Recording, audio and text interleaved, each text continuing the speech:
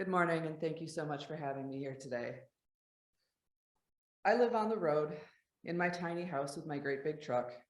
I travel for a few months at a time, staying in friends' driveways where I can, and Walmart parking lots on the road in between. It's free, and I meet a lot of interesting people out there, strangers. Other people who live on the road, some in $300,000 RVs with slide outs and satellite TV, and others in barely roadworthy vans held together with coat hangers and duct tape. One of my mother's favorite stories involves the strangers I met in July of 2021 in the Billings, Montana Walmart parking lot. I had been driving east out of Seattle for several days, stopping overnight in Spokane, Washington, and then Missoula and Bozeman, Montana. Billings was my last stop before Wyoming, and I was, as always, relieved to be pulling into my stop for the night after my usual pace of 300 miles of driving per day. I immediately spotted some positive signs in the parking lot, a modern RV on one side of the lot and a boxy old van on the opposite end. The van was parked in the shade provided by some pine trees growing along a fence line. And a few parking spots away, another familiar but less positive sign was a homeless native couple sitting under a pine tree. They were begging with a cardboard sign. My heart clenched as I remembered the days, not that long ago in 2016, when I was begging on the side of the road with a cardboard sign. I parked along the shady fence line and began setting up for the night, bracing for the conversation I knew I was about to have. The couple approached me and asked if I had any money. I answered truthfully that I had no cash on me. I felt so thoughtless and unprepared. They thanked me anyway and complimented my tiny house. We exchanged a few more pleasantries and then they returned to the shade as I continued in my tiny domestic tasks. But I had an idea. I had seen a Jimmy John's on my way through town to the Walmart and I called them up.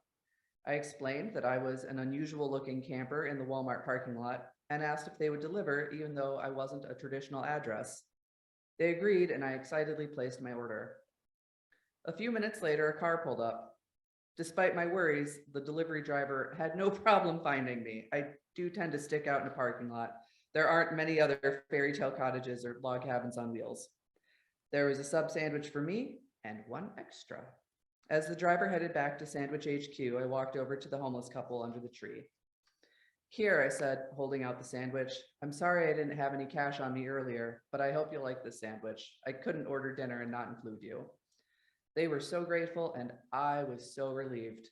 I felt like such a jerk for not having even a single dollar on me when everywhere I go, homelessness is up and services are down. I retreated to my tiny house to eat my dinner. I didn't want to intrude on them, and I didn't want them to feel like they had to perform for me. I had been in that situation before when I was homeless. Someone would buy me a burger and then demand to watch me eat it, as if when they turned their back, I would magically be able to hawk the burger and turn it into $3.59 worth of drugs. The hot afternoon coasted to a warm and breezy summer night. I was just starting to get curious about the sunset splashed clouds I could see through my window when there was a knock at my door. It was the couple from under the tree, and they had come bearing a gift for me, a pair of popsicles. It's been so hot all day. That sandwich was really nice, and you didn't have to do that, so we wanted to split some popsicles with you, the man said. Now, a brief aside is that I actually have a tattoo of a popsicle on my right arm. It's an orange twin pop, and the art is based off of The Great Popsicle from the book Borgle by Daniel Pinkwater. In this book, a trio of road trippers are on a quest to find the Great Popsicle, which is the center of all love and goodness in the universe. And now here were two strangers offering me two popsicles on a hot summer day. Out of their meager donations from panhandling, they thought about my comfort and enjoyment and decided to spend their money on popsicles to share. If that's not the center of love and goodness, then I don't know what is. This time we sat together, eating our perfect popsicles on the perfect summer night. We swapped some adventure stories and talked about the places we wanted to see. But there was more silence than talking. The sky was bright pink and orange, and the pavement was exuding an almost living warmth. And with every slurp and bite of popsicle, I thought to myself, how lucky am I to be here right now in the company of such kind and generous people. I slept through the night, troubled that I couldn't offer my new friends any shelter, but at the same time relieved that someone friendly was nearby, watching out for me. In the morning, I got up quickly and hustled inside the Walmart. I needed some routine supplies, coffee, snacks, but I also needed some cash back. And then I dashed back out to make sure I hadn't missed my chance. I was in luck. I was worried the couple might have moved on, but they were still there under the tree. They were packing up though, just like I would be soon. Don't leave yet, I called, and I gave them a 20. Thank you both so much for the popsicles and for watching over me. I hope this helps. Hey, thank you. Thanks for the sandwich and thanks for this, they replied. And we went our separate ways. Some strangers are people with the least, giving the most. But some strangers are people with a lot, doing the unexpected. In early June of 2021, on my way north through California, I got into a solo car accident around Ukiah. The hitch that connects my trailer to my truck came apart, and the tongue of the trailer punched right through the rear gate of my truck. But I was only on the side of the road for 5 minutes, waiting to connect with my vehicle's satellite helpline, when a retired truck driver named Jim pulled over to help me. Jim immediately assessed my damage, which was luckily mostly cosmetic. Using spare parts he had in the back of his big work truck, he reconnected my trailer to my truck and asked me to follow him home to his workshop, where he could give me a more permanent fix. I felt safe around him, and despite knowing nothing more about this man, I decided to follow him home. While we were driving, I noticed he had a familiar and somewhat sinister sticker on the back of his truck. He was a 3%er, a supporter of anti-government militias. Probably nothing, I thought to myself. True to his word, when we got back to Jim's house, he opened up his big 3-bay garage workshop and started customizing a part for me. I was on the phone with my mom and sister, figuring out where I would go next to get body work done. I admired Jim's house and his property. He was right next to an RV park, and he had a garage full of tools with a tiny 2-person airplane and lots of classic motorcycles. When I came back to check on Jim and my new truck part, I noticed something else. A big blue Trump flag hanging over his workbench. I thought about the sticker on Jim's truck and the Trump flag. This is not a person I would have approached for help if I had seen these things first. But he pulled over on a busy highway to offer me help, and he invited me back to his house after he got a good close look at me. I'm not always the best judge of character, but I didn't think Jim was going to murder me, in spite of his political affiliations. Jim finished the new hitch part, reassembled my trailer hitch, and reattached it to my truck. I was good to go. But he wouldn't let me take off without doing one more kind thing for me. He drove in front of me, back to the highway, to personally point at the correct on-ramp for me to take. I felt like a daughter, or at least like a very well-loved niece. In spite of his politics, Jim invited me into his home, worked on my vehicle, and then led me back to the highway, lest I get lost. My amazing stranger luck worked again. And at Rainbow Gathering earlier this month, I met all sorts of strangers who rallied together to keep their community safe. Rainbow Gathering took place deep in the forested mountains of northwest Colorado. The nearest town was 30 miles away, across narrow switchbacks and roads with fast-moving water flowing over them. But that's the only way to get cell phone signal, so every 2 days I would trek down the mountain and back again to visit civilization. It was during my second trip back from town, when I was almost in sight of the spot where I had parked my tiny house, I ran into a roadblock.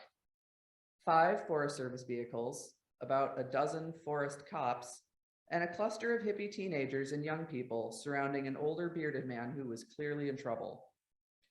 The hippies had caught the man creeping around very young children, and the man had previously been kicked out of a gathering in New Mexico after being caught predating a child.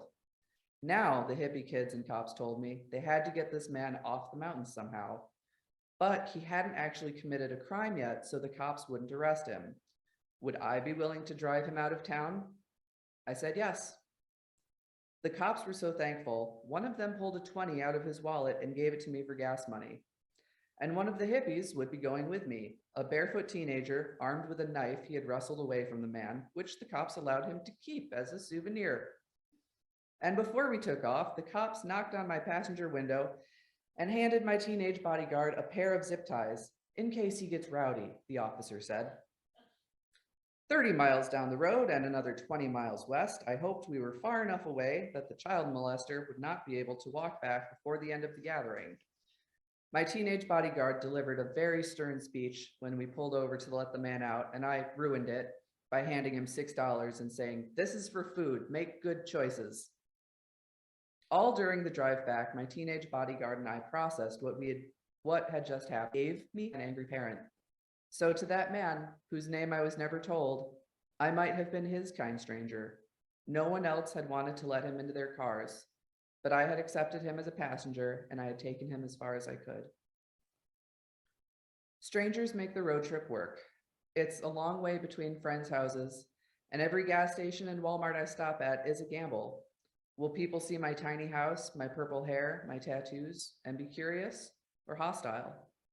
I've had bad stranger interactions too. I've seen people leave in a huff because they didn't want to be in the same space as me. I've gotten aggressive looks from men in big trucks covered with bumper stickers advertising their enthusiasm for racism and murder. But then I think about Rainbow Gathering and Jim and the couple from under the tree at Billings, Montana Walmart, and I remember why I do this. And I remember what kind of person I want to be, not just when I'm on the road, but all the time. I want to be a good stranger. If someone is in need, I want to help. I want to order that extra sandwich, carry water and Gatorade in my truck, and just generally be on alert to redistribute my good luck and my material wealth all the time. Of course, no one, including me, can help every single person every single time. That's the path to being broke and burned out, and I speak from experience. And when I think of the couple from under the tree and some of the other memorable folks I've crossed paths with along the way, I don't think that's what they would want for me. I think the most important part of being a good stranger is simply being friendly. In a world full of people who are often callous and cruel, sometimes for fun. The couple under the tree were kind to me right from the very start, even when I didn't have any money for them. If I have any kind of guiding principle or true north, it's this: be a good stranger. That's my whole thing. I don't put down roots well, I don't stay put well. I'm often moving through places quickly and temporarily. So I'm often a stranger, but I hope a good one. I try to be a good guest in food and retail environments. I'm rarely, if ever, in a rush. I am patient. I will tip you 50%. I am okay with an alternative thing because the thing I came for is out of stock. And just operating like this, I swear I can see fast food employees visibly relax around me. And I try to be a good stranger to people I meet outside. If you see me on a sidewalk or a hiking trail, at a yoga class or a flea market, I probably have snacks, first aid, and battery banks in my bag. Need more than that? Let's check my truck.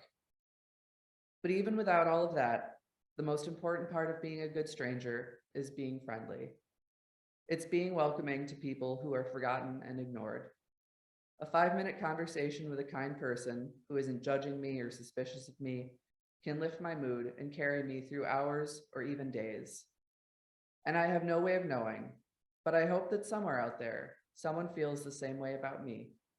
I hope I was the ray of light they needed to keep going through stormy weather. Thank you.